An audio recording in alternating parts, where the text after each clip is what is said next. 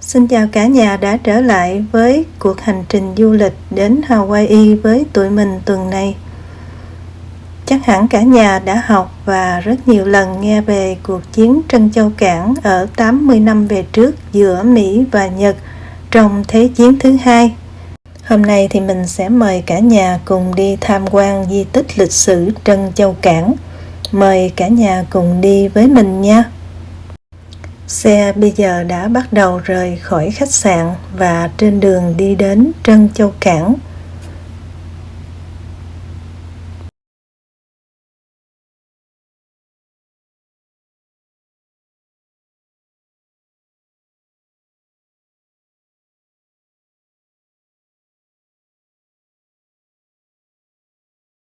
Now, if you're ever down in this section of Waikiki, please visit our U.S. Army Museum. The Army Museum to our right is free to all who steps through the doors. It's open every day except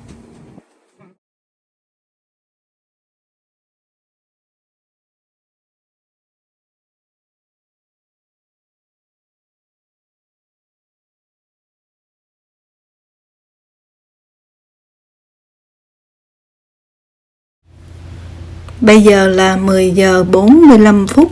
Mình đang có mặt tại di tích lịch sử Trân Châu Cảng. Trước khi ra tham quan đài tưởng niệm, mình mời cả nhà nhìn ra phía trước cùng mình tham quan một vòng nhé. Trân Châu Cảng dựng trên một vịnh biển ăn sâu vào đất liền của đảo, rồi chia thành nhiều vùng biển, và luồn lách kín đáo lại có một cù lao ở giữa vịnh, được gọi là đảo Po. Như một cầu tàu thiên nhiên, có điều kiện tự nhiên, lý tưởng để bảo vệ đội tàu chiến của Hải quân Hoa Kỳ chống lại mọi sự tấn công từ bên ngoài. Thế nhưng vào ngày 7 tháng 12 năm 1941, trong khi Hoa Kỳ và Nhật Bản vẫn còn trong giai đoạn đàm phán, Nhật Bản vẫn không đưa ra lời tuyên chiến nào trước khi thình lình tấn công Trân Châu Cảng. Cuộc tấn công này dẫn đến việc Hoa Kỳ sau đó quyết định tham gia hoạt động quân sự trong Thế chiến thứ hai. Trận đánh này được phía Nhật trù tính sẽ ngăn ngừa và giữ chân hạm đội Thái Bình Dương Hoa Kỳ không can thiệp đến cuộc chiến mà Nhật Bản đang hoạch định nhằm xâm chiếm Đông Nam Á, chống lại Anh Quốc, Hà Lan và Hoa Kỳ. Cuộc tấn công bao gồm 2 đợt không kích, tổng cộng 353 máy bay xuất phát từ 6 tàu sân bay Nhật Bản. Trận tấn công này đã phá hủy 4 tàu chiến Mỹ, 3 tàu tuần dương, 3 tàu trục và 1 tàu thả mìn, phá hủy 188 máy bay, gây tổn thất về nhân mạng là 3.000 người tử trận và 1.282 người khác bị thương. Mình vừa tóm tắt một chút xíu về lịch sử Trân Châu Cảng gửi đến cả nhà. Bây giờ thì mình sẽ lên tàu ra tham quan đài tưởng niệm. Mời cả nhà cùng đi với mình nha.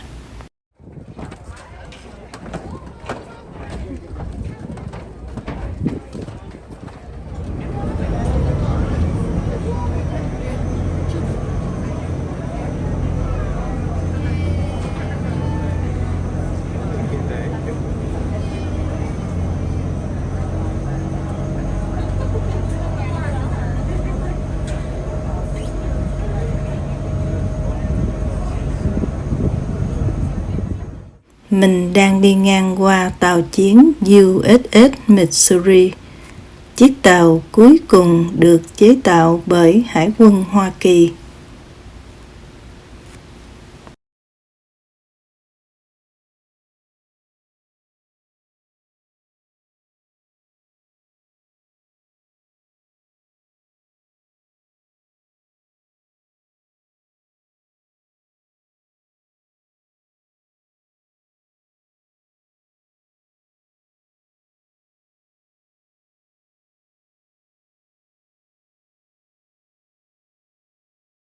Mình đã đến đài tưởng niệm USS Arizona.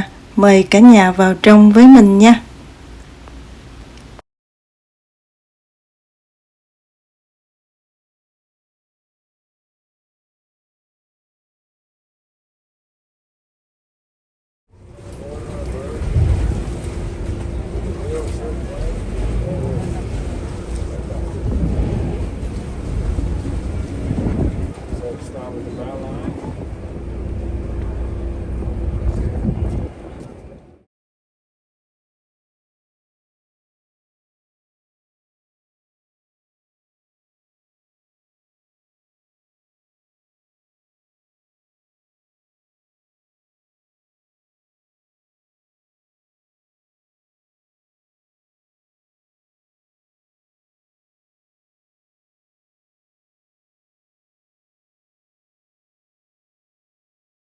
Mình đang đứng trước đài tưởng niệm 1.777 thuyền viên tàu chiến USS Arizona đã hy sinh trong cuộc tấn công ngày 7 tháng 12 năm 1941. Và đây là tên của 1.777 thuyền viên đã hy sinh.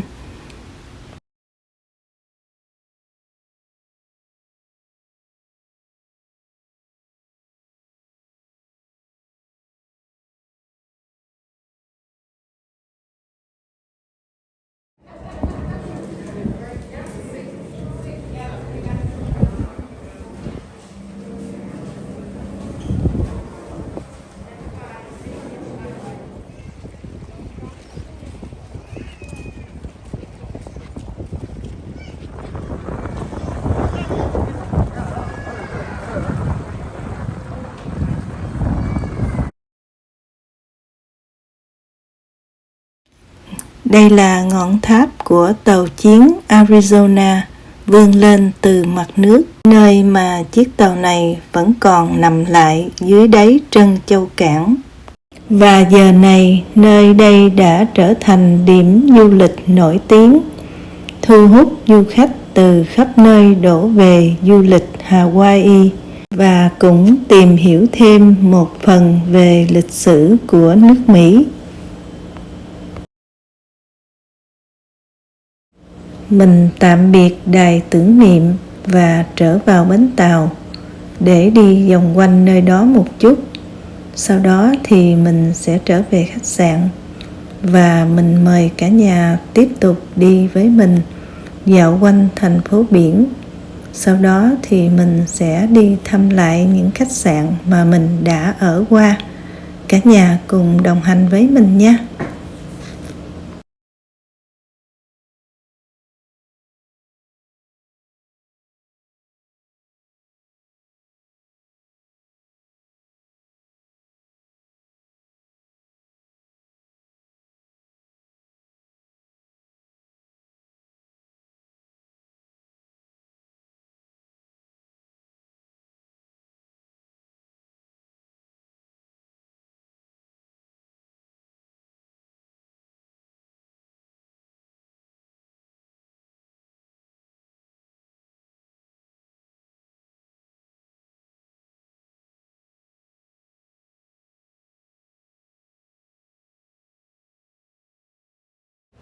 Mình không đủ thời gian để vào tham quan chiếc USS Baffin 287 và chiếc này cũng là bảo tàng của tàu ngầm.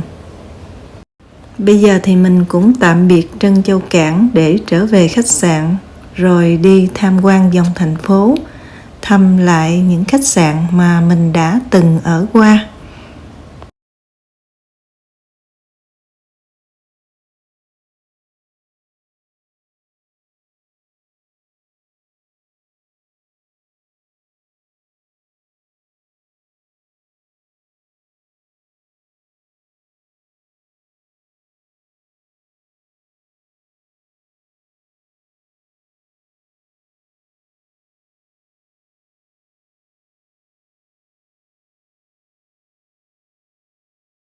Tụi mình bây giờ cũng khát nước lắm rồi.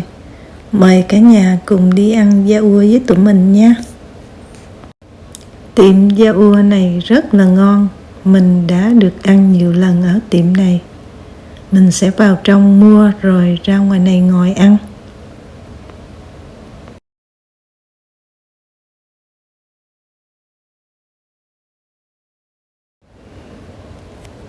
Đây là ly da ua rất là hấp dẫn.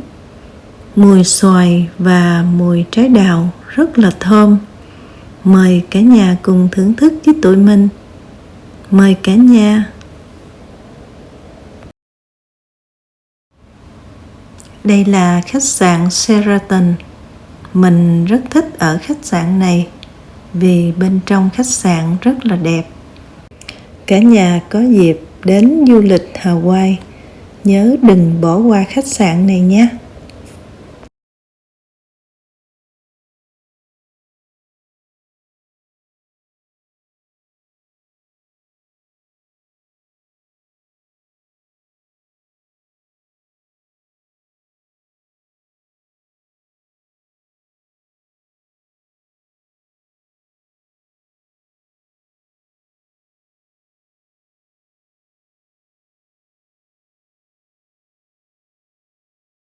Mình ghé qua khách sạn Royal để tham quan một chút xíu.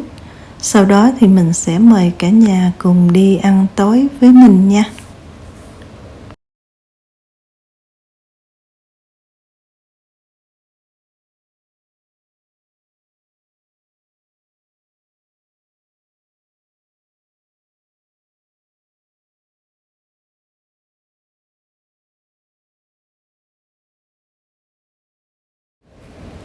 Đây là khách sạn Royal. Mình đã có lần ở qua. Mình rất thích khách sạn này. Bên trong cũng rất là sang trọng và rất đẹp. Cả nhà có dịp đến Hawaii du lịch, đừng bỏ qua khách sạn này nha.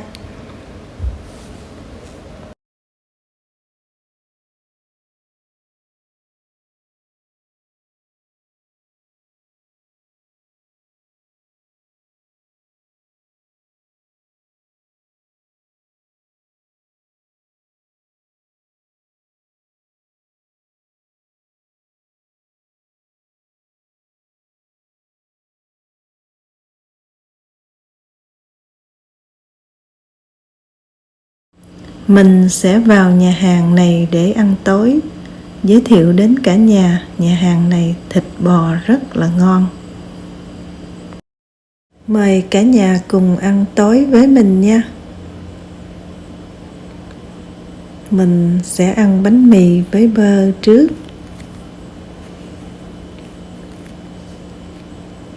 Sau đó thì mình sẽ ăn qua salad. Món salad ở đây cũng rất ngon. Và cuối cùng thì mình sẽ ăn qua món thịt bò. Thịt bò được đựng trong một cái dĩa rất là nóng. Ăn đến đâu thì nóng đến đó. Thịt bò vừa mềm vừa ngon. Tuyệt vời luôn cả nhà. Cả nhà có dịp dùng thử món thịt bò này nha. Mình cũng xin kết thúc video tại đây. Cảm ơn cả nhà đã theo dõi cuộc hành trình du lịch đến Hawaii phần 4 với tụi mình. Cả nhà thích video này thì đừng quên cho mình một like nha. Và bấm đăng ký để xem thêm nhiều video mới nữa của mình. Cảm ơn cả nhà rất nhiều. Vũ điệu Hawaii sẽ kết thúc hành trình du lịch đến Hawaii phần 4 của tụi mình. Hẹn gặp lại cả nhà vào phần 5 nha. Chào tạm biệt cả nhà.